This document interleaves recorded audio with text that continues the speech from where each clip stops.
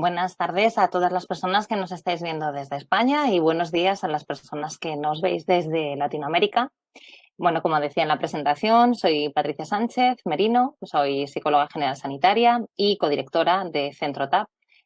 Para aquellos que hayáis tenido la oportunidad de ver anteriores sesiones clínicas, los miembros del equipo de Centro TAP estamos teniendo la oportunidad, gracias a ISEP, de poder compartir este ratito, ¿no?, de sesiones clínicas con vosotros, y lo que estamos tratando de hacer es acercaros, ¿no?, claves prácticas de lo que es el trabajo que hacemos en clínica en Centro TAP, que os puedan ser de ayuda para el manejo en vuestra carrera profesional. Vamos a tener un tiempo al final de esta sesión para poder hacer, ¿no?, pues cualquier duda, consulta, petición, ¿no?, y recogerla. E igualmente, al final os dejaré mi correo electrónico para todas aquellas dudas, ¿no?, que puedan pues darse, ¿no?, después de la presentación. Yo siempre soy partidaria, ¿no?, de digerir un poquito la información que recibimos en una formación, y si después de unos días tenéis, ¿no?, cualquier otra duda, por supuesto que sepáis que ahí estoy para acompañaros. Y bueno, yo creo que el título de la sesión de hoy no deja lugar a dudas de qué es lo que vamos a tratar, que es sobre el buen manejo del cierre terapéutico y cuáles serían, por tanto, los indicadores del éxito. Quiero empezar, ¿no?, por una frase que me parece muy interesante de este poeta estadounidense, Henry Wadsworth Longfellow, que dice: grande es el arte de inicio, pero mayor es el arte de poner fin. Voy a iros comentando en primer lugar todas las secciones o los apartados que vamos a ver a lo largo de la presentación de hoy, empezando por el porqué, ¿no?, porqué de esta sesión clínica. Veremos la terminación prematura en los casos infantojuveniles. Luego vamos a pararnos, ¿no?, en cómo darse cuenta de que la terapia está finalizando, el miedo, la incertidumbre del paciente ante la despedida. Hablaremos del paciente como agente del cambio, las estrategias ante una posible recaída o el empeoramiento con respecto al momento, ¿no?, en que finaliza el proceso terapéutico, los objetivos del paciente frente a los objetivos del terapeuta y, por último, y si el paciente deja de venir a terapia, cuáles serían las claves prácticas de manejo que tenemos que tener como terapeutas, ¿vale? Empecemos entonces, ¿no?, por el porqué de esta sesión clínica. Yo creo que a ninguno nos queda ninguna duda de la importancia de hacer un buen análisis funcional cuando empezamos un proceso terapéutico con un paciente. Y creo que hay una grandísima carga lectiva, ¿no?, en las formaciones que hacemos en las universidades, en centros de estudios superiores, con respecto a esta parte, ¿no?, la de ser capaz de recoger correctamente, adecuadamente la información del paciente, saber estructurarlo, saber encontrar, ¿no?, entonces, cuáles son las condiciones del paciente que explican, ¿no?, el origen y el mantenimiento de su problema, así como las herramientas más convenientes en cada caso para abordar la casuística. La sensación que tengo es que a eso se le dedica muchísimo tiempo, y yo como estudiante, yo me recuerdo muchas veces como estudiante, ¿no?, cuando ejerce la práctica clínica, ¿no?, en el día a día, y mucho más cuando doy una formación, ¿no?, porque pienso como estudiante a mí que me hubiera gustado que se me ofreciera, que se me mostrara. Y yo he encontrado carencias en este sentido, en explicaciones que tienen que ver con cómo finalizar una terapia, ¿no?, con el cierre terapéutico. Y he considerado que es tan importante o más como el análisis funcional. Al final no deja de ser un proceso forma parte, ¿no?, es una etapa más dentro del proceso terapéutico. Se produce una despedida, y como buena despedida, ¿no?, la que podríamos tener en cualquier circunstancia normal de la vida, tenemos que saber decir adiós, ¿no? Por otra parte, de la misma manera que os comento, que creo que escasea, ¿no?, la información muchas veces en las formaciones que hacemos de cómo se hace un buen cierre terapéutico, creo que también ocurre que no está tan recogido en la literatura como en cambio están recogidos, pues eso, análisis funcional, cómo abordar diferentes tipos de caso, herramientas para la intervención, y esta parte de cierres terapéuticos no es tan abundante. Y yo creo que, ¿no?, en este punto que os digo, que yo me trato siempre de poner en el rol de estudiante o de profesional novel que está empezando, pienso, y a mí, ¿no? ¿Quién me va a explicar cómo se hace un buen cierre, ¿no? Tanto yo saber cuándo ha llegado el momento de hacer un cierre, cómo poderle trasladar una información tan importante como es esa a mi paciente. Entonces, el porqué de esta sesión clínica es precisamente cómo saber, como terapeutas, cuál es el momento clave en el que tenemos que identificar que el proceso está finalizando, cuál es digamos que el marcador, la señal de que algo está pronto, ¿no? A finalizar y que debemos, por tanto, enfocarnos en ese sentido, ¿no? A hacer un buen cierre. Para mí, saber que el proceso está finalizando tiene que ver con que la persona, el paciente, haya adquirido un grado de conocimiento apropiado con respecto a sí mismo y sus procesos interpersonales. Yo me he encontrado muchas veces, ¿no? El paciente que me dice, bueno, no sé en qué medida me va a ayudar un proceso terapéutico porque yo me conozco muy bien, ¿no? Yo me conozco muy bien a mí mismo. Y no es mentira, por supuesto que nadie mejor que uno mismo se conoce, pero es verdad que los matices que uno acaba, ¿no? teniendo con respecto a sí mismo después de un proceso terapéutico sí que son importantes, ¿no? Entender el por qué o el para qué hacemos ciertas cosas, qué función cumple cierto tipo de comportamientos, la identificación con más detalle, de una manera más fina de todas las, ¿no? las emociones que vamos teniendo en el día a día, cuál es nuestro recorrido vital, cuál es nuestra historia. Todo esto al final es algo que se pone en relieve dentro de un proceso terapéutico, porque al final es información que el paciente puede tener, pero un tanto deslavazada, y gracias al proceso terapéutico es como si fueran conectando. Si el paciente tiene un grado de conocimiento apropiado con respecto a sí mismo, con qué le ocurre, cuáles son las vías de solución, ya podríamos estar pensando en que la terapia va finalizando. Por otra parte, otro componente es que el paciente sepa manejarse de manera autónoma adecuadamente, ¿no? Que ya no requiera en tanta medida de la asistencia, del apoyo terapéutico para poder ir resolviendo y manejando sus situaciones diarias. Pero aquí me parece importante este matiz, ¿no? Que digamos todo esto no se traduce en que esté libre de cualquier malestar, ¿no? Hay una realidad y es que la vida nos va trayendo mejores y peores momentos. Y con esos mejores y peores momentos, las emociones asociadas, que evidentemente en los malos momentos son emociones desagradables. La pretensión, yo creo que lo tenemos todos muy claro, cuando trabajamos con nuestros pacientes, no es que no se sientan mal, ¿no? Las emociones desagradables al final son tan importantes como las agradables por una clave, y es que nos informan, ¿no? Entonces, que el paciente no tenga malestar no puede ser el indicador. Que nada le afecte no puede ser el indicador. La cuestión es que el paciente sepa identificar lo que le pasa, sepa etiquetarlo y sepa manejarlo. Que no se aparte el malestar, ¿no? Desde la evitación experiencial, o que el paciente sepa gestionar y no se quede atascado, ¿no? En las emociones desagradables. Por lo tanto, al final, ¿no? Un poco en resumen, es una mejoría con respecto a su estado original. Es una mejoría a nivel emocional y tiene que conllevar que el paciente haya adquirido estrategias, capacidades y habilidades que le vayan a posibilitar en ese momento y a futuro en una autogestión de manera más saludable o de una manera mucho más adaptativa que en el momento que inicia la terapia. En las terapias breves estratégicas, al final, ¿no? Sabemos que son una serie de sesiones muy cerradas y, por lo tanto, el cierre se contempla desde el inicio. Es decir, que cuando se planifican, se plantean el número de sesiones que van a hacerse, ¿no? con ese paciente, se tiene en cuenta la necesidad de que en esa planificación se incluya el cierre terapéutico. Por lo tanto, en la terapia breve estratégica sí que hay, ¿no? como más énfasis o más foco en la necesidad de que se haga un buen cierre terapéutico. Y en definitiva, ¿no? el cierre se entiende como un duelo y es un proceso que hay que pasar o hay que vivir, por el que hay que transitar y que, por tanto, también es conveniente que se aborde dentro del propio proceso terapéutico.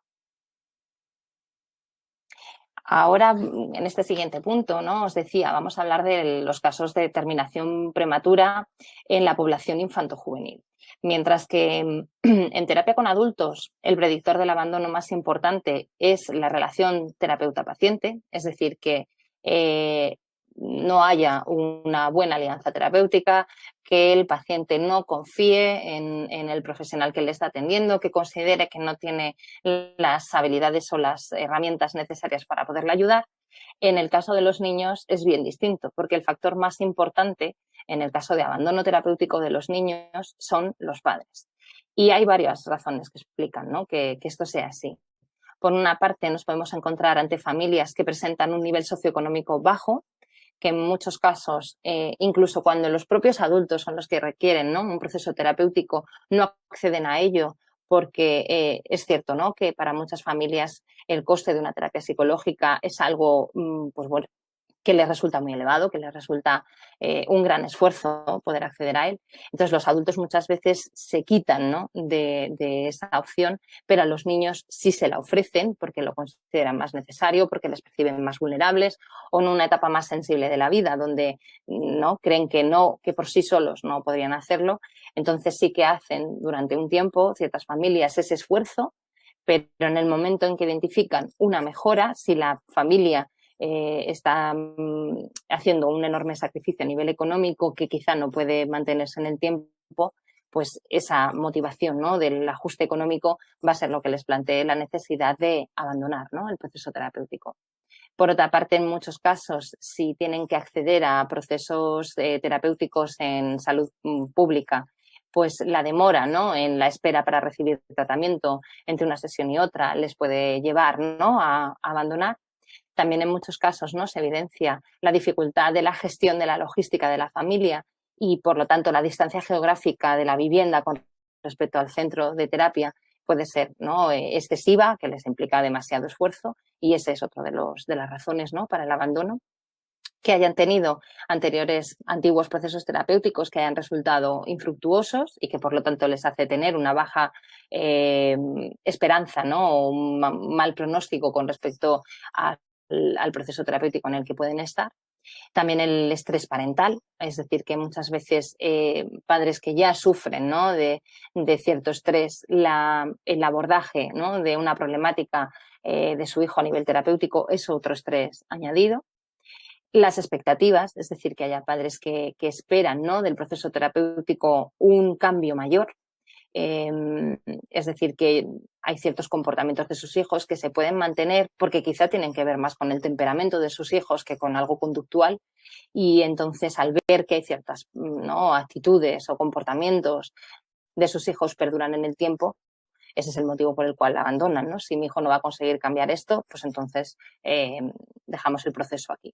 Y por último, las propias patologías de los padres, ¿no?, que al final dificultan o imposibilitan, y como ya sabemos que además en los casos infantojuveniles la participación de los padres es importante, muchas veces nos encontramos con que ellos son el principal freno para el avance terapéutico de los hijos, puesto que consideran, ¿no?, y esto supongo que para muchos es algo que os habéis encontrado en la práctica clínica, ¿no? Yo he venido, te traigo a mi hijo para que lo arregles, ¿no?, para que lo cambies, para que le ayudes, porque las cosas que hace no son normales o no están bien, sin tener la percepción, ¿no?, de que ellos de alguna manera también puedan involucrarse y puedan acompañar y puedan apoyar, en que incluso ellos tengan que ser los propios agentes de cambio, ¿no?, que en el momento que se movilicen ellos, sus hijos también mejorarán, ¿no?, a nivel anímico y a nivel comportamental.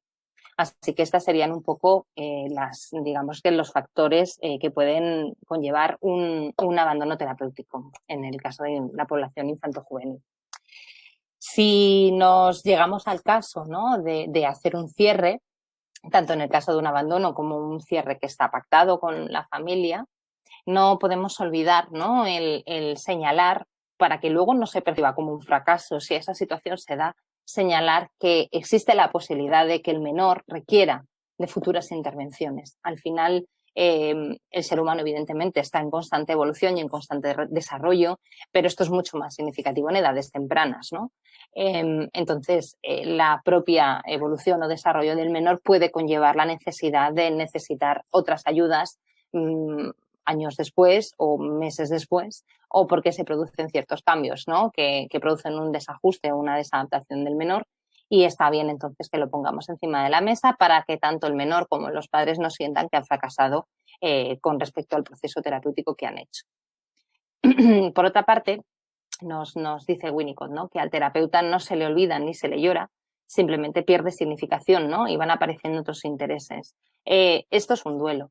O sea, de hecho, ¿no?, cómo viven los niños el duelo, la muerte de un familiar o un ser querido, es mucho menos dramático, menos drástico que como los adultos lo vivimos y como pensamos, ¿no?, que ellos lo viven.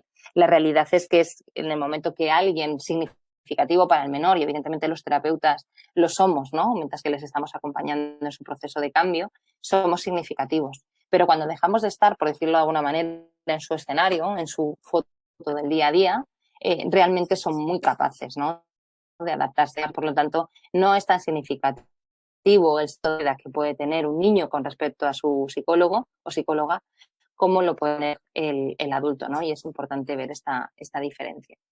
También es importante tomar conciencia de cómo le vamos a informar al menor de la terminación de la terapia. Por una parte, no tener en cuenta que no debe ser demasiado informal, como, bueno, pues ya está, hoy es nuestro último día y ya no nos vamos a ver más. Es importante, como en todo, ¿no?, con los menores, irles advirtiendo, irles avisando, porque eso siempre les da sensación de seguridad, de qué es lo que a continuación va a ir pasando, ¿no?, que pueden esperar.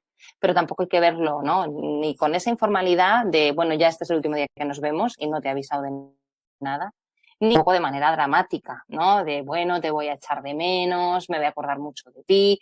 Bueno, a ver, yo creo que es importante que le demos al pequeño, ¿no?, o al adolescente, de me ha encantado conocerte, me ha gustado mucho trabajar contigo, que sepas que siempre voy a estar aquí cuando lo necesites, pero hacer una despedida alegre, ¿no?, optimista.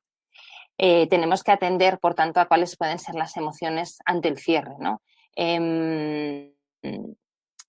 Tenemos que tener cuidado, ¿no?, de que el niño puede tener cierta sensación de ver, porque a mí me venía muy bien venir, contarte las cosas que me pasaban, siempre me has ayudado, me has dado claves que a mí me han venido muy bien, porque luego cuando he hecho las cosas como tú me lo has dicho, yo he notado que ¿no?, que la situación iba mejor, que las cosas funcionaban.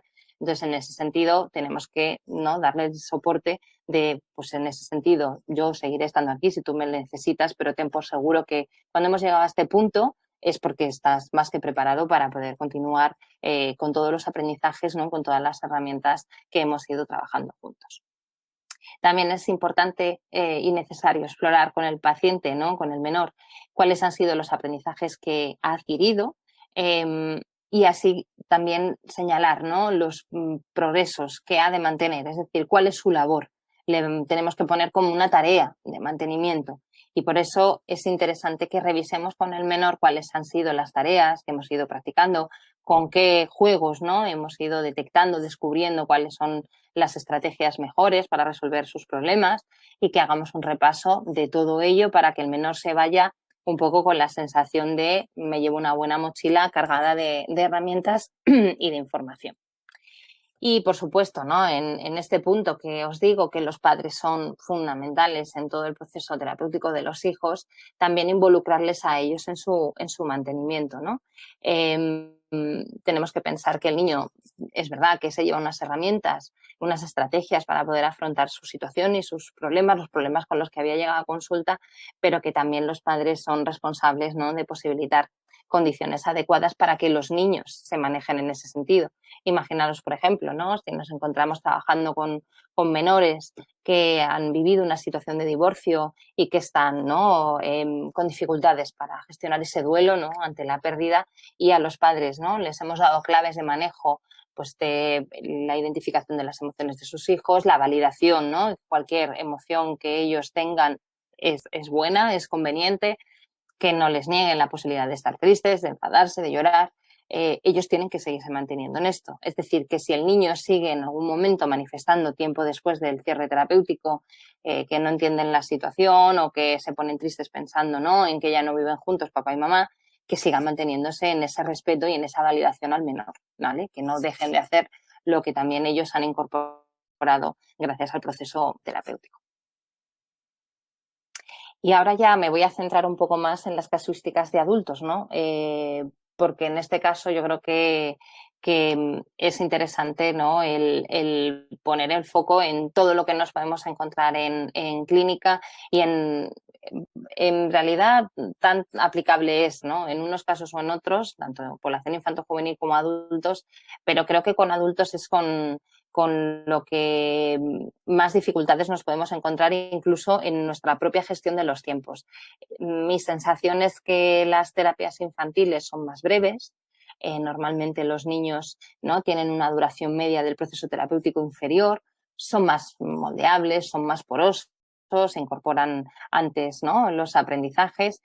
También en ese sentido, como os decía antes, ¿no?, también veo que el tiempo terapéutico, la duración de la terapia va muy condicionada también pues por los padres. Hay muchos padres que adelantan, ¿no?, el cierre terapéutico porque consideran que sus hijos están bien, con lo cual no son procesos que se alarguen en exceso, pero en el cambio, ¿no?, en los adultos sí que las sensaciones que pueden ser terapias que tengan más duración o en las que se haya generado una dependencia mayor, ¿no?, del paciente hacia el terapeuta, mayor que en los casos infanto-juveniles.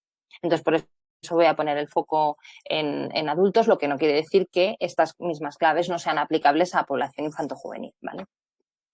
Entonces, yo creo que la primera pregunta que nos tenemos que hacer, tanto a nosotros como a nuestros pacientes, es ¿cómo te sientes, ¿no?, con respecto a la finalización de la terapia? Por supuesto que para nosotros como profesionales y para los pacientes es un momento cargado de emociones. Y si estamos en el momento de un alta, ¿no?, de un cierre terapéutico por un alta, evidentemente hay una gran carga, ¿no?, de orgullo, de satisfacción, de bienestar, tanto por parte de los pacientes como por parte nuestra cuando sentimos que hemos hecho bien nuestro trabajo, que hemos podido acompañar a nuestro paciente en la consecución de su bienestar. Entonces yo creo que es un momento para mí pues muy especial, ¿no? Evidentemente está ligado al aumento del bienestar del paciente y del nivel de conciencia y conocimiento de sí mismo. Y a mí me gusta, ¿no?, incidir en este punto diciendo, al menos por el momento, ¿no?, ese cierre, esa alta terapéutica se produce porque el paciente ha alcanzado un techo, ¿vale? Es decir, hasta la fecha, con todas las sesiones que llevamos, este es el umbral, ¿no?, de bienestar del paciente. Evidentemente puede haber otro tipo de cosas que se puedan trabajar, pero al menos de momento, y eso está bien entenderlo así, porque así queda la puerta abierta para futuras retomas, ¿no?, del paciente, al menos por el momento el paciente ha alcanzado un techo. Y aquí es donde nos tenemos que hacer la pregunta, ¿no?, de qué ha significado para nuestro paciente y qué ha significado para nosotros como terapeutas este proceso terapéutico y qué ideas o pensamientos tiene nuestro paciente con respecto a finalizar, ¿no?, este proceso terapéutico. Es importante, ¿no?, que nos adelantemos a la hora de identificar este punto del proceso. Tenemos que pensar que para nuestro paciente, desde que inicia la terapia, ha sido de gran valor, ¿no?, nuestra habilidad para detectar lo que le pasa, para anticiparnos a las cosas que pueden venir, ¿no? Yo muchas veces hago la broma con mis pacientes cuando les anticipo lo que puede pasar. Cuando luego ocurre me dicen, madre mía, Patricia, pero ¿cómo sabías que iba a pasar esto? Digo, hombre, que yo tengo aquí en el cajón una bola de cristal, lo que pasa es que nunca la saco, ¿no? La realidad es que evidentemente somos científicos del comportamiento humano, con lo cual cuando estudiamos las variables, ¿no?, sabemos esa conjunción de variables cuál va a ser el resultado que va a tener, ¿no?, con alta probabilidad. Entonces, si hemos ido pudiendo mostrarle a nuestro paciente que detectábamos sus emociones o sus pensamientos, ¿no?, que éramos capaces de sacar a la luz aquello que estaba, ¿no?, como dentro, que ellos mismos no detectaban, que estaba profundamente arraigado. Si hemos tenido esa habilidad o de adivinar, como os decía, ¿no?, todo lo que puede llegar a ocurrir, tenemos que poner, ¿no?, esa misma confianza del paciente de cara al cierre. Tenemos que ser nosotros quienes vayamos detectando si estamos próximos al cierre y no esperar a que sea el paciente quien nos diga, oye, yo creo que ya no necesito venir. Que si ocurriera no es nada grave, pero sí que creo que en la línea, ¿no?, de cómo nos hemos estado mostrando ante él, ¿no?, capaces de averiguar, de adivinar, de anticipar, ¿no?, cuáles son sus necesidades, creo que en este punto tenemos que mostrar la misma capacidad, ¿no?, la misma habilidad. Evidentemente Evidentemente son sesiones que primeramente se van a ir espaciando, la variedad, ¿no? de ser diferente en cada caso. Hay gente que requiere poquitas sesiones espaciadas en quincenal o mensual y ya estamos en un alta. Hay personas que por su problemática sí que están, ¿no? en el punto de estar en espacios quincenales o cada 3 semanas, pero que este seguimiento se pueda prolongar bastantes meses en el tiempo. No hay nada definido, no hay nada que tengamos que hacer de manera estricta, sino ir viendo con el paciente, y por eso es importante que cuando hablemos del seguimiento digamos vamos a ir ahora en un formato de seguimiento, pero sin cerrarle cuántas sesiones van a ser, para que en el caso de que requiera más no le frustremos, no consideren el paciente que está fracasando porque no se ha podido ajustar a la temporalidad que le habíamos propuesto inicialmente. Y nuestra labor, ¿no? en ese punto es ir reforzando en las sesiones de seguimiento todos los logros que ha ido consiguiendo para justificar también de esa manera la conveniencia de ir espaciando, ¿no?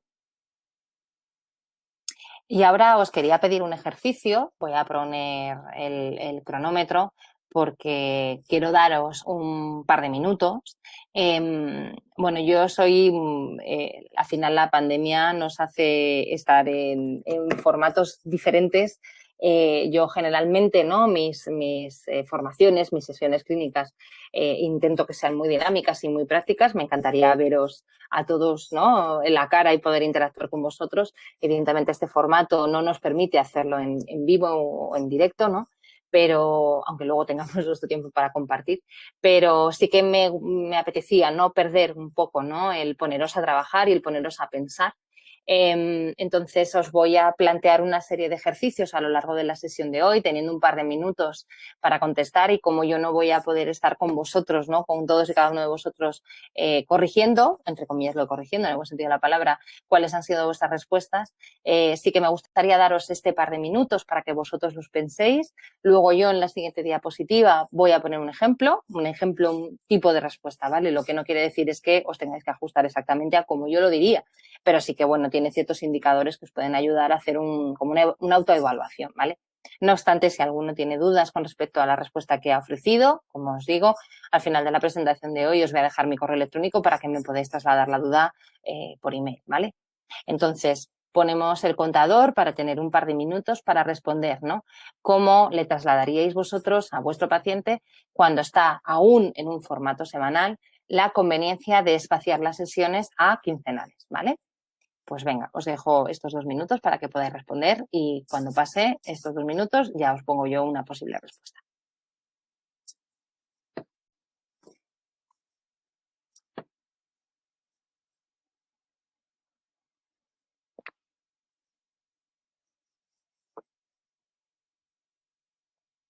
Y hasta aquí. Venga, pues os pongo un ejemplo, ¿vale? Como os digo, simplemente un ejemplo. Fíjate que desde hace algunas sesiones ha disminuido enormemente el malestar, y lo que me estás contando en estas semanas habla de un muy buen manejo de la situación. Es momento de que espaciemos, ya no necesitas venir tan a menudo. Por supuesto, si en algún momento necesitases volver al formato semanal, podemos hacerlo, pero hoy por hoy no necesitas ya ese acompañamiento que al inicio de la terapia tan necesario te resulta. Fijaros que es importante dejarle, ¿no? la puerta abierta al paciente para que si en algún momento necesitáramos volver, ¿no? al formato semanal, que sepa que cuenta con ello, ¿vale? O sea, que eso siempre alivia de alguna manera o tranquiliza cuando la persona puede tener, ¿no? cierto temor, ¿no? cierta inquietud hacia cómo se va a manejar cuando no venga todas las semanas. Yo también hablo muchas veces del efecto o el halo terapéutico, ¿no? Mientras que un paciente al inicio de la terapia, esa semana, ¿no? que suele transcurrir entre sesión y sesión, tiene como un efecto muy positivo, ¿no? muy motivado, con mucha esperanza, con ilusión, con emocionalidad positiva, ¿no? con sensación de tengo las claves en la cabeza, tengo claro cómo lo tengo que ir haciendo.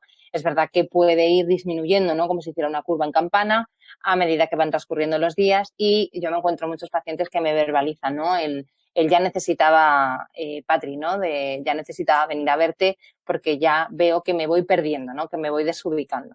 Mientras que eso pasa en las primeras sesiones, luego es cierto que el paciente cada vez espera con más calma que llegue su sesión, y que incluso el esperar a que llegue la sesión no es tanto por resolver, no es tanto por necesito que me ayudes a clarificar esto, sino tenía ganas de que llegara la sesión para contarte, para contarte el buen manejo, para contarte lo que he avanzado, lo bien que me siento. Entonces, claro, también estos son indicadores que hay que poner encima de la mesa con el paciente, ¿no? Fíjate qué cambio has ido dando. Antes necesitabas verme porque me tenías que contar y yo ayudarte o acompañarte a resolver. Luego ya me vas contando, ¿no? Desde el, oye, qué bien me encuentro, voy mejorando mucho y ahora ya es buen momento para espaciar, ¿vale? Frases, ¿no? En esta diapositiva os quiero reflejar frases que nos podemos encontrar, ¿no? Por parte de nuestros pacientes cuando les planteamos este punto, ¿no? Del proceso terapéutico, de empezar a cerrar, ¿no? Ya no tanto en el seguimiento que decimos, ¿no? Se puede alargar, sino ya estamos en un seguimiento, ya estamos en el punto de estar cerrando el proceso terapéutico y entonces cuando se pone encima de la mesa este punto con el paciente, nos podemos encontrar con frases de este tipo, ¿no? Uy, yo creo que aún no estoy preparado, no considero que esté en el punto de dejar de venir, no me siento fuerte del todo, bueno, a mí no me importa, ¿no? A mí no me importa seguir viniendo un tiempo más. O me he encontrado, ¿no? También, y esto me ha resultado bastante simpático porque me lo he encontrado en bastantes ocasiones. Oye, pero podemos hacer como en Estados Unidos, ¿no? Que la gente tiene su terapeuta toda la vida y va a lo largo del año, o sea, como revistiendo, ¿no? Un poco de normalidad el estar de manera constante en un proceso terapéutico. Por supuesto, esto claramente es una resistencia del paciente a la alta terapéutica y lo que tenemos que hacer es identificarlo, evidentemente, nosotros como terapeutas, no pensar que es una frase vacía y que no tiene, ¿no? Algo que dice por decir o que no tiene mucho significado, darle el significado que esto tiene, la importancia que esto tiene y acompañar al paciente, ayudarle a entender cuál es el motivo, ¿no? Por el cual está teniendo esta resistencia a la alta terapéutica. Entonces, siguiente ejercicio de otros 2 minutitos. ¿Cómo confrontaríais a vuestro paciente con este miedo, ¿no? ¿Cómo le señalaríais que está presentando un miedo a que se produzca el alta terapéutica? Venga, otros 2 minutos y seguimos. Esta sería una posible respuesta. Esto que te está pasando es algo muy frecuente, ¿no? La importancia de normalizar. Cuando adquirimos un nuevo aprendizaje, en muchos momentos sentimos vértigo al pensar en tenernos que enfrentar solos. Pero si el aprendiz puede superar al maestro, este caso no es distinto. Ahora mismo nadie mejor que tú sabe lo que necesita. Puedes volar solo, estás más que preparado y si me necesitas no lo dudes, estaré aquí y podrás volver cuando lo necesites. Fijaros que al final nosotros tenemos que ser una base segura, ¿no? Para nuestros pacientes, que sepan que pueden contar con nosotros si lo necesitaran. Y yo creo que el mero hecho de que les hagamos sentir, les señalemos que eso es así, aporta cierta tranquilidad a la incertidumbre, ¿no? O al miedo que en ese momento pueden sentir ante la posibilidad de continuar, ¿no? Su camino vital sin la supervisión y el apoyo del terapeuta. Evidentemente, ¿no? Cuáles son las razones o los motivos principales que podemos encontrarnos por los cuales los pacientes no presenten esa resistencia a la alta terapéutica. Por una parte es el paciente que tiene ese temor, ¿no? Ese miedo a no ser capaz de valerse por sí mismo si no es con la supervisión del terapeuta. El paciente que te coge cariño, ¿no? Que toma cariño al terapeuta y que lo considera ya una persona más de su vida, un miembro más de su familia y que no se imagina, ¿no? El perder ese contacto, el no seguir viéndote, el no seguir hablando contigo, por esa parte, ¿no? de afecto personal que siente hacia ti. Y luego, por otra parte, nos encontramos con pacientes que no cuentan con una red de apoyo, tanto familiar como social, y que recurren al final, ¿no? También al espacio terapéutico para sentirse acompañados, para tener a alguien con quien hablar, con quien comentar, alguien que le muestre interés, que le muestre preocupación, ¿no? Y que se sienten cuidados y protegidos a nuestro abrigo, ¿no? Cobijándoles nosotros. Evidentemente, no pueden ser ninguna de estas 3 razones suficientes para que nosotros prolonguemos una terapia. O sea, al final hay que saber acompañar también en este miedo o en esta incertidumbre hacia nuestro paciente, pero tenemos que acompañarles con el fin último de todo esto y es que la persona sea autónoma e independiente, ¿no? En Centro TAP insistimos mucho en eso. Pues, tenemos que dotar a nuestros pacientes de herramientas y habilidades para que se manejen solos. No queremos pacientes eternos y pacientes que tienen patologías más crónicas y que por tanto se alargan en procesos terapéuticos es algo perfectamente normal y entendible, pero no queremos pacientes dependientes del proceso terapéutico, ¿vale? ¿Qué hacemos entonces cuando nos encontramos con esta situación? Les preparamos para el cierre, reforzando ese nuevo yo, ¿no? Darle una visión de sí mismo de tú no eres el de entonces. Y este nuevo yo que hemos ido trabajando juntos y que has ido construyendo tiene unas nuevas capacidades, ¿no? Por supuesto que en algún momento este nuevo yo puede sentir que tiene cierto empeoramiento, pero en todo caso, siempre que hablemos del empeoramiento, lo haremos a modo de oportunidad, como ahora veremos en las siguientes diapositivas, no como algo que se pueda considerar un fracaso. Vamos a repasar para ayudar a nuestro paciente cuáles han sido, ¿no?, los momentos en los que ha ido incorporando sus nuevos aprendizajes, qué situaciones ha sido capaz de resolver sin nuestro acompañamiento directo, o sea, cuando hemos ido soltando y el paciente ha ido haciendo suyas ciertas habilidades o ciertas herramientas que ha ido adquiriendo a través del proceso terapéutico. Vamos a buscar esos acontecimientos, esas situaciones concretas y le vamos a dar la devolución, ¿no?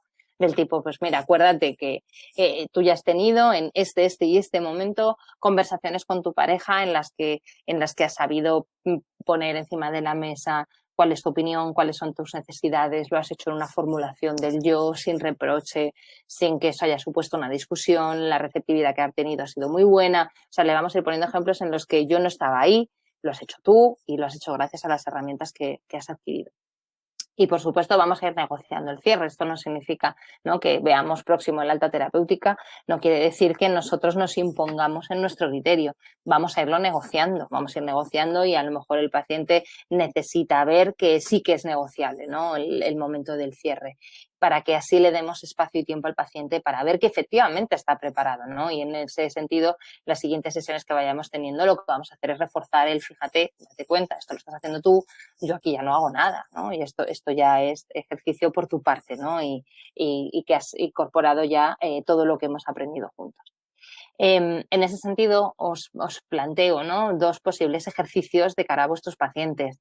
Por una parte, ¿no?, cuando presentan estas dudas sobre si están preparados o no, vamos a obligarles a no hacer más progresos. Es paradójico, ¿vale? Realmente tú le dices a un paciente que no haga más progresos y realmente es incapaz de no hacerlos, ¿no? Entonces, eso es una muy buen indicador, ¿no?, de su buen momento, ¿no?, a nivel terapéutico.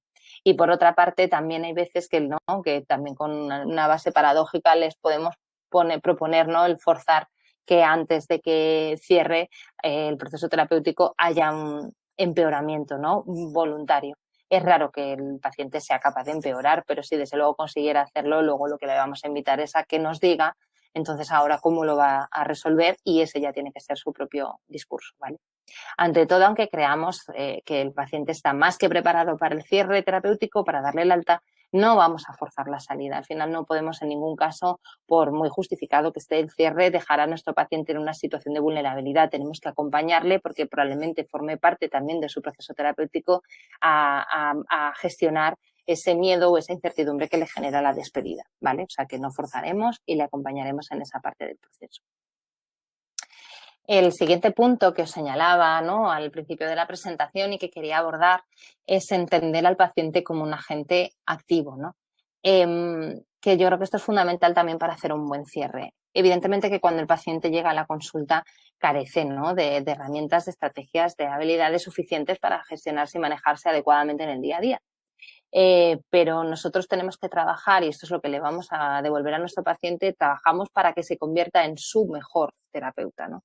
Y yo muchas veces le pongo este ejemplo, que es muy sencillo, una analogía de tú ya cuando viniste aquí, tú ya tenías una caja de herramientas que contenía un montón de herramientas que eran importantes y eran necesarios y habían demostrado ser valiosos en la vida, ¿no?, en el día a día. Pero es verdad que te podían faltar ciertas herramientas que ahora sí que has incorporado, ¿no? Ahora tienes un alicate que antes no tenías o tienes un destornillador chiquitito de punta plana que antes no tenías. Ahora tienes tu caja de herramientas mucho más completa.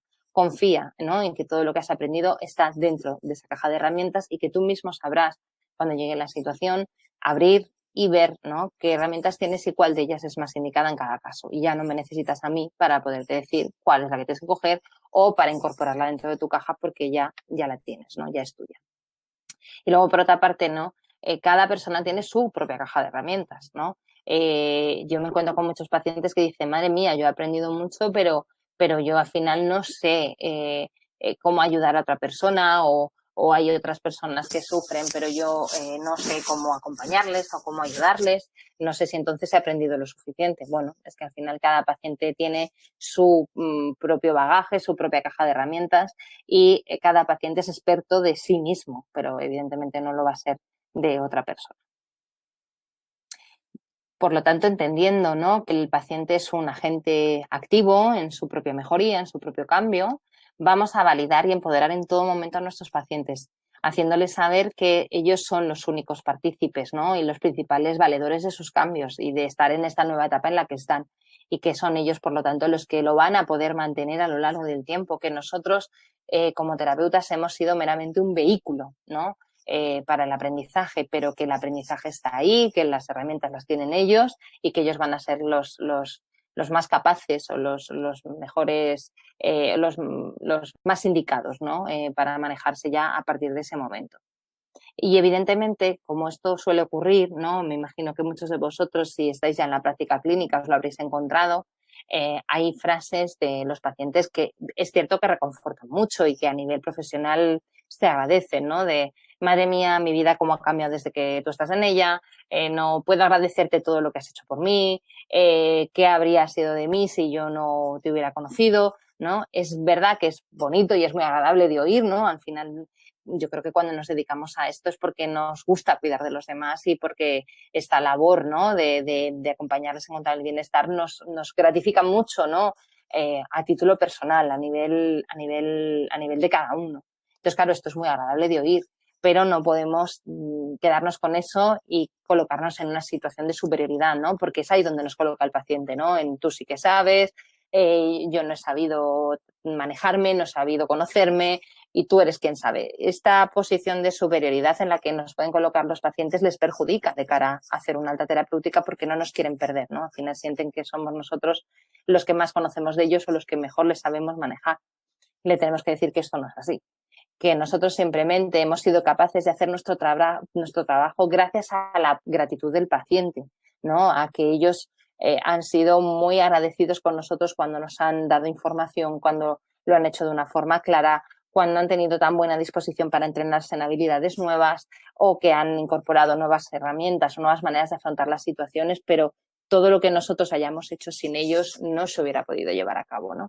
Así evitamos, ¿no?, este estatus de superioridad e inferioridad, de inferioridad del paciente con respecto a nosotros, y lo que les devolvemos, ¿no?, y esto me pareció interesante cuando lo leí hace años, nosotros, dentro de que evidentemente tenemos nuestra formación y nosotros no nos dedicamos, ¿no?, a dar consejos, sino que tenemos un bagaje de conocimiento muy poderoso y yo siempre lo remarco, científico, para decir lo que decimos, es que simplemente nosotros hemos tenido la capacidad para, con nuestros conocimientos y la información que nos ha aportado el paciente, ver la situación fuera del bosque, ¿vale? Mientras que el paciente se encuentra dentro del bosque y de ahí también su dificultad para poder analizar y para poder llevar a cabo cambios o mejoras significativas. Así que el proceso terapéutico, ¿cómo se lo explico yo a mis pacientes? Pues como un apoyo temporal. Hemos sido una muleta. Y evidentemente una persona que sufre, ¿no?, una lesión y tiene la necesidad de tener apoyo, a lo mejor incluso durante cierto tiempo una silla de ruedas, luego pasa a caminar con dos muletas, luego una muleta, ¿no? Vamos quitando soportes o quitamos sostén y eso es lo que hemos sido nosotros, ¿no? Un soporte, un sostén que hay que soltar. Es verdad, ¿no?, que alguien que pueda haber pasado por un proceso duro de rehabilitación puede tener ese punto, ¿no?, de miedo a, jolín, es que me siento seguro porque la muleta al final, si piso más, si me molesta, como que me siento cómodo teniendo tres patas, ¿no?, o tres piernas, las dos piernas mías y el soporte o el apoyo que me supone la muleta. Pero lo que hay que decir es que al final esa muleta es inservible, ya no es necesaria y que ellos tienen que caminar solos, que ese apoyo que se están dando ya no lo necesitan. Y aquí os planteo otro ejercicio práctico que me gusta hacer con los pacientes, que es que le escriban una carta a su antiguo yo, porque es una manera muy bonita y muy simbólica de poder reflejar todo lo que el paciente ha aprendido y todo lo que ha descubierto, ¿no?, y todo lo que le ha sido de ayuda, le ha servido dentro del proceso terapéutico y que se lo escriba a su antiguo yo. Por otra parte, tenerlo en una carta posibilita para que la persona lo pueda mantener, ¿no? Que lo pueda leer cada año, o que dentro de 10 años, pues voy a ver la carta que escribí a mi antiguo yo, y al final de alguna manera es mantener un poco fresco a través de esa carta todo lo que ha trabajado a nivel terapéutico, ¿no? Al margen de que, bueno, yo con mis pacientes suelo tomar muchos esquemas, ¿no? Para explicarles cosas, eso también ellos lo guardan, tienen como su propia carpeta o libreta o cuaderno personal donde van guardando estas cosas, ¿no? Que vamos viendo en el proceso terapéutico y que les son de ayuda y lo miran, lo refrescan. Bueno, pues dentro de todo eso también añadirle esa carta al antiguo yo como cierre, y la verdad que es un cierre muy bonito, ¿no? A los pacientes les gusta mucho hacer este ejercicio.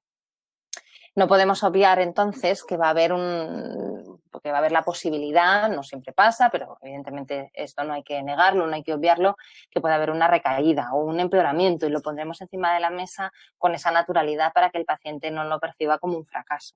Entonces es importante que abordemos esta posibilidad desde la psicoeducación, explicarle a nuestros pacientes que es una recaída, un empeoramiento sobre el estado emocional con el que llegan al alta, y cuáles van a ser entonces sus mecanismos de seguridad, ¿no? Si te pasa esto, ¿qué podrías hacer, no?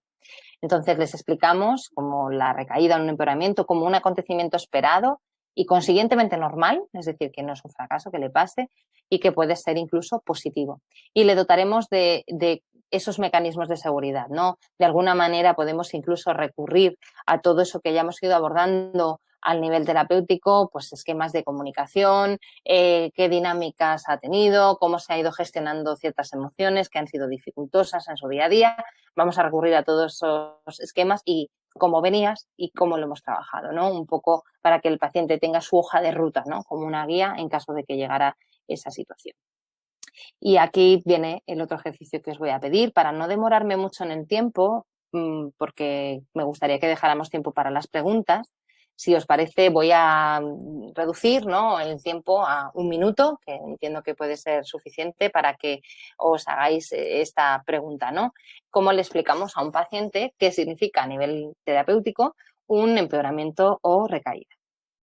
En muchos casos, las recaídas o empeoramientos de la alta terapéutica son un muy buen apoyo, ¿no?, en la consolidación del trabajo terapéutico, ya que gracias a ello podemos tomar mayor conciencia de las ventajas. Que no sé por qué me ha sacado. Espero que estéis todos allí, que me estéis viendo. Tony, no sé si se me ve, creo que sí.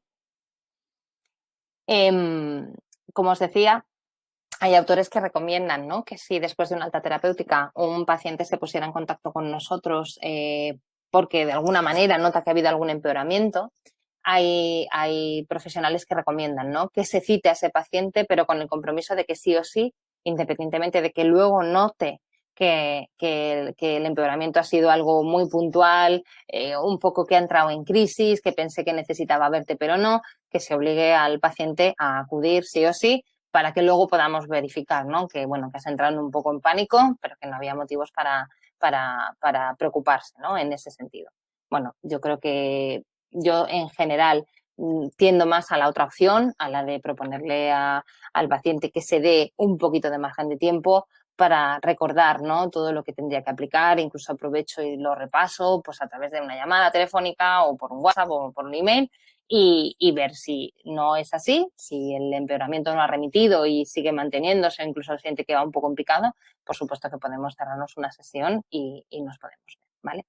Yo, en definitiva, las recaídas o los empeoramientos lo planteo como una piedra, ¿no?, que el paciente se puede encontrar en su camino en ese momento, y simplemente lo que en otro momento, ¿no?, se sentiría como una montaña enorme que el paciente no podía escalar, y esto era lo que sentía al inicio del tratamiento, ahora pueden seguir dándose ciertas circunstancias, ¿no?, situaciones, personas, creencias que ¿no?, se sientan como esa piedra en el camino, pero que el paciente puede contar con las estrategias necesarias para sortearlo, ¿no?, y poder continuar. Desde aquí, cuando le decimos a unos pacientes que esto es lo que se pueden encontrar y que puede haber un empeoramiento y que ellos tendrán que poner en marcha sus herramientas para poderlo resolver, les aportamos lo más importante, lo que necesita tener un paciente: sensación de control, ¿no?, sobre su situación. Evidentemente, es importante, como decía, que pongamos encima de la mesa que esto puede ocurrir, y evitar en ese sentido exceso de optimismo de, pues seguro que te va a ir fenomenal, todo va a ir genial. Bueno, hay veces que sí y hay veces que no, y es importante poner el acento en que si algo no fuera bien podrías encontrarte peor, pero entraría dentro de lo normal, para que el paciente no sienta, si eso llega a darse, que estaría defraudando a su terapeuta o que estaría fracasando, ¿no? Que no lo estaría haciendo bien. Otro aspecto que me parece muy interesante cuando nos encontramos en ese momento en el que quizá el paciente considera, ¿no?, que está próximo al cierre y el terapeuta no lo considera tanto, ¿no? Por eso he titulado a este apartado de la sesión de hoy los objetivos del paciente frente a los objetivos del terapeuta, ¿no? Porque el terapeuta puede tener la sensación de que su paciente no está próximo al alta, pero en cambio el paciente sí que verbaliza el, bueno, pues yo ya me voy encontrando mejor, bueno, pues igual podemos ir espaciando, ya no tengo que venir todas las semanas. Yo creo que aquí es importante que como profesionales nos paremos a analizar, ¿no? Eh, Algo que yo siempre, ¿no?, recomiendo a nuestro equipo o a alumnos que tenemos en el centro en prácticas es que no hagamos en ningún momento del proceso terapéutico psicología soterrada. Es decir, si el paciente viene con X objetivos terapéuticos y nosotros vemos que lo conveniente sería X más Y, debemos señalar la conveniencia de Y, pero siempre con el mensaje de nos vamos a ajustar o me voy a ajustar a los objetivos terapéuticos que tú tengas, pero que estos también convendría tenerlos en consideración, porque lo que puede ocurrirnos en caso de que no pongamos esto encima de la mesa es que sintamos que hay ciertas cosas que es necesario que el paciente trabaje, pero si no le hacemos partícipe de ello, al final estaríamos nosotros tirando en una dirección, el paciente pararía antes, puesto que sus objetivos terapéuticos están cumplidos y por lo tanto nosotros nos quedaríamos con la sensación de no está todo el trabajo hecho, ¿no? Imaginemos una persona que tiene dependencia emocional y viene con el motivo de consulta de necesito superar esta ruptura y hacerle frente a esta ruptura. Claro, nosotros podemos detectar, ¿no?, que este paciente tiene dependencia emocional y que lo que le convendría en realidad es, además de superar la ruptura, acompañarlo en ese sentido, ir trabajando su dependencia emocional para que no vuelva, ¿no?, a caer en una relación de dependencia como la anterior.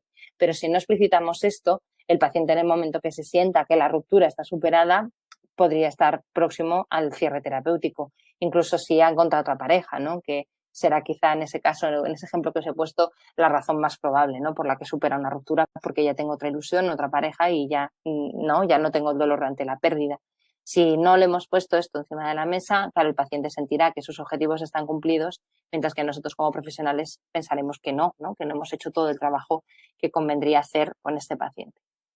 Puede ocurrir que pongamos esto encima de la mesa, la conveniencia de abordar otros objetivos más allá de los que el paciente nos plantea y pueden haberlo aceptado el paciente, pero claro, a veces por confianza, ¿no? No por convencimiento, no porque yo lo pensara, no porque lo tuviera ni en el radar, sino que por confianza hacia ti y hacia tu profesionalidad.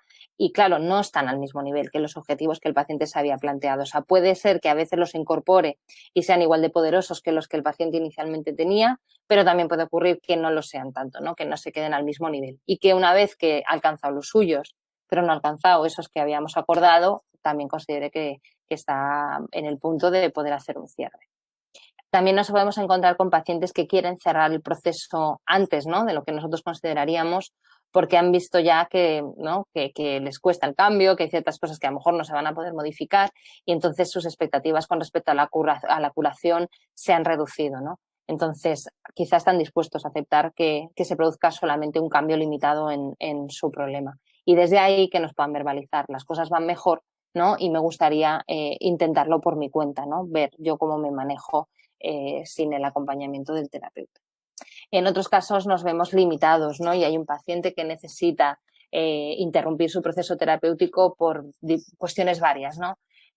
Cuestiones económicas, de limitación en el tiempo, porque ahora su situación vital ha cambiado y ahora no dispone tiempo para poder hacer el proceso terapéutico como lo estaba haciendo hasta la fecha. Hay casos, ¿no?, de pacientes que tienen miedo a depender del proceso terapéutico o que haya cambios en la situación del paciente que acontecen, ¿no?, en el transcurso de la terapia y que determinan, por ejemplo, imaginaros una persona que viene motivado por la crisis de pareja que tiene y quiere trabajar ciertas cosas a nivel individual y en el medio tiempo, cuando estamos en el proceso terapéutico, la pareja rompe. bueno, pues el paciente puede dejar de ver sentido a estar en el proceso terapéutico si no es, ¿no?, para poder estar con esa persona. También tenemos que entender en ese sentido que no sea el momento ahora o quizás nunca para abordar el resto de aspectos que sentimos que se nos han quedado en el tintero con nuestro paciente y ante todo debemos respetar y despedir al paciente con satisfacción si el paciente además quiere hacerlo, lo necesita o que incluso considera que los objetivos que tenía ya se han logrado, ¿no? No vamos a confrontar ni vamos a cuestionar en ningún caso si es adecuado o no el punto en el que está el paciente, si se debe sentir satisfecho o no con todo lo que ha conseguido. Al final lo importante es que dejemos un buen clima terapéutico para que si el paciente lo requiere pueda retomar, ¿vale? Y ahora aquí en estas diapositivas, ¿no?, os planteo una situación que también se da. Este paciente que deja de venir a terapia, ¿no? Y que, bueno, pues no da aviso, ¿no? Hay veces que es de una manera brusca, el paciente no acude a su cita y no responde a nuestras llamadas o a nuestros mensajes. En otras ocasiones el paciente no, como se suele decir, no se despide a la francesa, pero notamos que va alargando y posponiendo el momento de cerrar, ¿no?, una siguiente sesión. Para mí es importante que nos hagamos un análisis, una evaluación de qué tipo de explicaciones nos damos cuando nos encontramos ante esta situación que el paciente deja de venir, ¿no? Por una parte, ¿no?, he dividido, yo toda esta información, os soy sincera, está recogida, ¿no?, después de muchos años de práctica clínica y de evaluar, ¿no?, qué explicaciones nos podemos dar los profesionales cuando llegamos a este caso. Espero que estén recogidas todas. Si alguna se ha quedado fuera y os reconocéis vosotros en algún tipo de respuesta que os dais si el paciente deja de venir a terapia, encantada me la mandáis y yo lo incorporo, ¿no?, a las opciones que yo he detectado. Por una parte veo que podemos darnos explicaciones externalizantes, ¿no?, y no atribuidas al proceso terapéutico.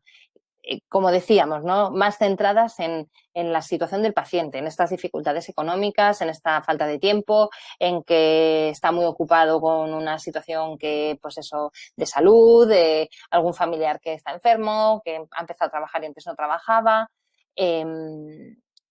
Centradas, ya os digo, en la situación. Ha cambiado la situación o la situación es peor y por eso el paciente no se mantiene. Y hay otras que son las centradas en el paciente y aquí diferencio dos tipos, ¿no? Por una parte, unas explicaciones que nos damos en positivo, que el paciente se encuentra bien y no requiere continuar, y otras que son negativas, que tienen que ver con las dificultades del propio paciente para continuar.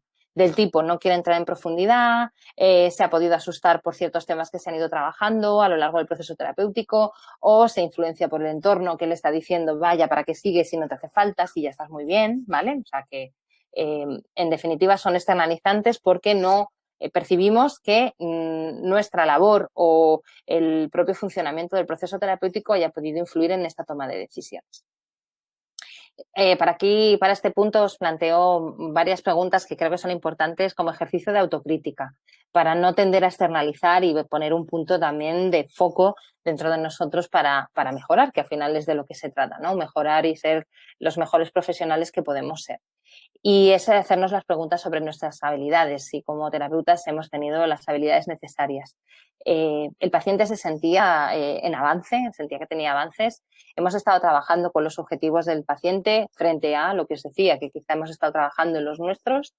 Hemos sabido manejar los tiempos de intervención. Hay veces que tenemos que medir el timing, ¿no? Hay pacientes que no están preparados para abordar ciertos temas y tenemos que ser capaz de demorar, ¿no?, la intervención en ese sentido y trabajando otras cosas porque quizá es demasiado doloroso o al paciente le resulta abrupto abordar ciertos temas y esto lo tenemos que tener bien medido para que el paciente no quiera escapar, ¿no?, del proceso terapéutico.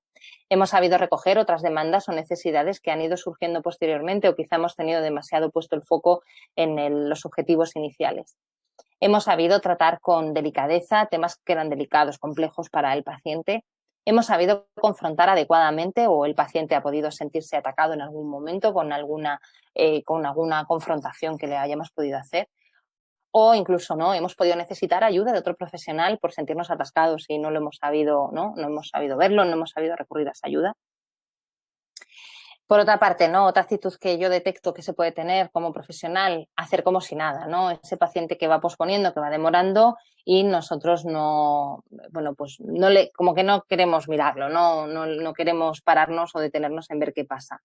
Podemos darnos varias razones para no indagar, ¿no?, para no buscar una respuesta que puede ser desde no incomodar al paciente, buscando la razón por la cual no quiere venir, o el malestar, ¿no? Para mí esto es importante, el malestar que el propio profesional tiene ante la posibilidad de que su paciente a esa llamada de atención, ¿no? A ese hola, ¿cómo estás?, que nos responda. Bueno, pues vamos a revisar, ¿no? ¿Qué es lo que nos pasa?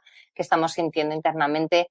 ¿A qué le atribuimos el abandono? Pero ante todo, creo que lo fundamental es el bienestar del paciente y eso no se nos puede pasar de largo, por muy incómodo que nos haga sentir a nosotros, ¿no? El hecho de tener que poner encima de una mesa con nuestro paciente que nos está, ¿no? Dando una sesión, ¿no? Donde abordemos el por qué ella no quiere continuar, porque es importante, ¿no? El dejar una puerta abierta para que nuestro paciente pueda retomar. Y en ese sentido, otro minutito, si os parece, para que podáis responder, ¿no? a esta idea, a este planteamiento. ¿Cómo le podemos dejar al paciente esa puerta abierta por escrito cuando no tenemos noticias por su parte? Os dejo un minutito. Bueno, pues este sería un ejemplo, ¿no? Llámese Antonio, nuestro paciente. Hola Antonio, no he tenido noticias tuyas desde hace un tiempo. Espero que te encuentres bien. Quería escribirte este mensaje para que sepas que aquí estoy y estaré si más adelante me necesitas para cualquier tema que pueda surgir. Recuerda las habilidades y destrezas que has adquirido durante la terapia, que seguro te serán de enorme utilidad. Te mando un fuerte abrazo. Como veis, no cuestionamos ni preguntamos, no se trata de indagar qué es lo que ha pasado, por qué no quieres venir, sino de lo que os decía, ¿no? Dejarle la puerta abierta. Poner un poco el acento sobre ¿no? Que reflexione, que piense en las habilidades que ha podido adquirir, en las destrezas y ante todo, ¿no? El reforzarle la idea de que seguimos estando aquí, que en definitiva vea que no estamos ofendidos, que no nos ha dolido, que el abandono, sino que simplemente entendemos que pueda en este momento no considerar la necesidad de venir a terapia, pero que nosotros dejamos la puerta abierta, ¿vale? Otra de las actitudes como terapeutas que podemos tener si el paciente abandona, insistir o presionar en busca de explicaciones, ¿no? Evidentemente que conocer, ¿no? Cuáles son los motivos del abandono de un proceso terapéutico pueden ser de ayuda para nosotros en el sentido de que queremos mejorar, pero en ocasiones tenemos que respetar que el paciente no quiera decir o que incluso no sepa identificar el por qué no quiere continuar. Y como insisto, la terapia tiene que estar centrada en el paciente, por él y para él, respetaremos el silencio y trataremos de hacer el ejercicio de autocrítica que os decía en la diapositiva anterior para poder sacar nuestras propias conclusiones sin forzar a que sea el paciente el que nos dé las respuestas. Y también puede ocurrir que el paciente abandone o sentamos que es un abandono porque el cierre se estaba aproximando y como terapeutas no lo hemos sabido ver, ¿no?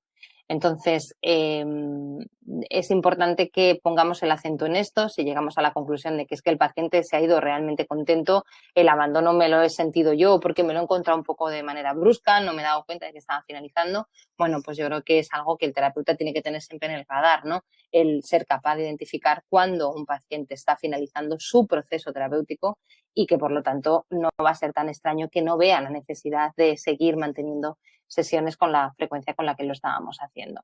Entonces, si el paciente no nos sentimos que nos está dando largas, podemos hacer esa devolución y decir, oye, fíjate, me estoy dando cuenta de que no estás en la necesidad, ¿no? De, como estábamos antes, de tener la frecuencia o la recurrencia de sesiones que teníamos, quizá es que ya no estás en el punto de continuar y entonces desde ahí le hacemos la propuesta de hacer una sesión de cierre donde podamos revisar todo lo que hemos trabajado y todo el aprendizaje que el paciente ha obtenido.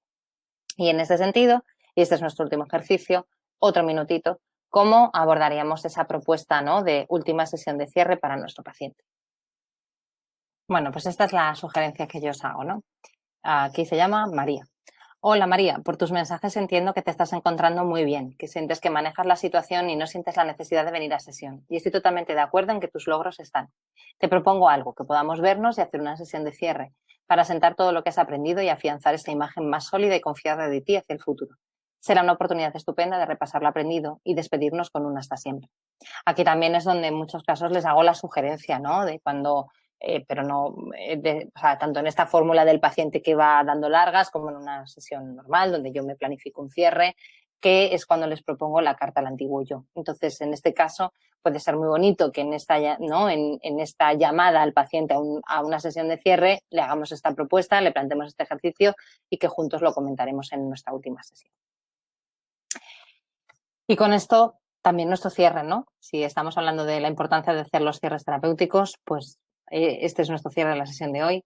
Y para mí, ¿qué es hacer un buen cierre, ¿no? Pues es necesario poder ponerle un lazo, ¿no?, a un proceso que en la mayoría de los casos ha supuesto, ¿no?, varios meses de trabajo, tanto para el paciente como para nosotros como terapeutas. Y para mí, en ese sentido, pues es importante hacer un buen cierre, porque ¿qué sería de una película sin un buen final? Y aquí os dejo otra frase que me gusta, ¿no? El mundo es redondo y lo que puede parecer el final también puede ser el comienzo. Es el comienzo de una nueva etapa para el paciente, donde en cualquier momento del camino, evidentemente, nos podremos encontrar. Pero como tal, ¿no?, tenemos que verlo como un inicio de una nueva etapa, tanto para ellos como para nosotros, que estaremos en etapas iniciales con otros pacientes. Os dejo por aquí también bibliografía. Ya os digo que la bibliografía es escasa, pero estas son algunas de los textos, ¿no?, de las lecturas que me parecen interesantes con respecto a los cierres terapéuticos. Si alguien necesitara que se las mandara en formato escrito, como os decía antes, me lo podéis solicitar por correo electrónico. Y aquí lo tenéis, psanchez@centrotap.es.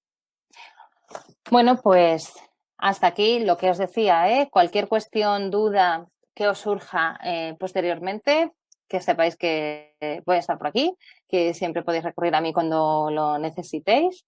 Espero que todo lo que hayamos visto os sea de ayuda en la práctica clínica. Y nada, y que podamos vernos pronto. Muchas gracias a vosotros por vuestra atención, por vuestro tiempo. A ver, hago un impasse. Javier, tras un año de terapia con un paciente adulto y llevas con terapias de semana en semana y va mejorando el paciente, ¿tú creerías conveniente que el plazo de terapia se avanzara? Sí, definitivamente. Ahí nos tenemos que ir a quincenal y a lo mejor estamos en formato quincenal algún mes más, y después, evidentemente, ya podemos ir pasando a un seguimiento. Yo los seguimientos muchas veces los hago, pues eso, quincenales, luego una vez al mes. Ahí ya veo en función de la casuística cuánto necesito alargarlo, y luego seguimiento a 3 meses. A veces los seguimientos de 3 meses según la persona, pero a veces los hago telefónicos y no requiere el paciente venir, porque a lo mejor ya hemos hecho un proceso de cierre, una sesión de cierre, y simplemente vamos un poco estando en contacto para ver qué tal está la persona. Y eso muchas veces no lo hago de manera presencial, porque presencialmente ya he hecho la sesión de cierre, ¿vale? Aunque luego haga yo una revisión a los 3 meses de cómo sigue el paciente.